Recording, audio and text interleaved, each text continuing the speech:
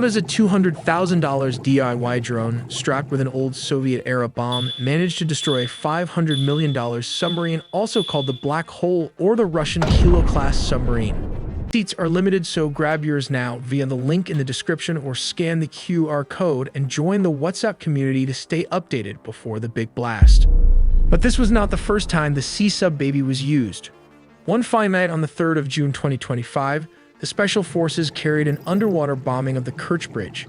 The operation used a combination of underwater drones, models like the Marichka, carrying large amounts of explosives to support Ukrainian combat divers in placing the charges. To prepare for the mission, Ukrainian forces used satellite imagery and underwater sonar mapping.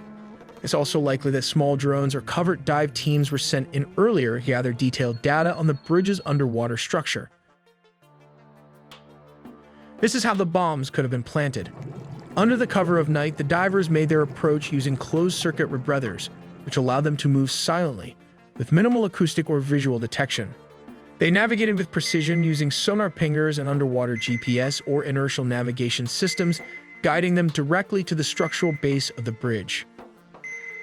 Once the necessary intelligence had been gathered, the team likely deployed Marichka-class underwater drones to help transport the explosives, an enormous payload of nearly 1,000 kilograms or roughly 1 ton. The explosives were likely a mix of shake charges or limpet mine-style devices engineered for maximum impact against submerged structural supports. To give you an idea, the Ford Fiesta weighs about 1 ton, which is 1,000 kilograms. Now imagine the scale of this operation. Ukrainian forces had to transport nearly a ton of explosives, roughly the size and weight of that car. Think about how many trips they had to make back and forth from Ukrainian territory just to deliver and carefully place that much explosive material beneath the bridge.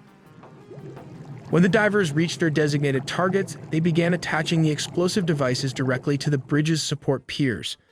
These charges were probably magnetized or outfitted with specialized clamps to remain secure even in strong underwater currents. To ensure they remained undetected, the devices were carefully placed below the silt line or within recessed structural joints, areas difficult to inspect with standard drones or surveillance equipment. Then, at precisely 4:44 a.m. local time on June 3, 2025, the explosives were detonated. The resulting blast caused significant structural damage to one of the bridge's spans, disrupting traffic and cutting off a key logistical route, a major blow to Russian military operations in occupied Crimea.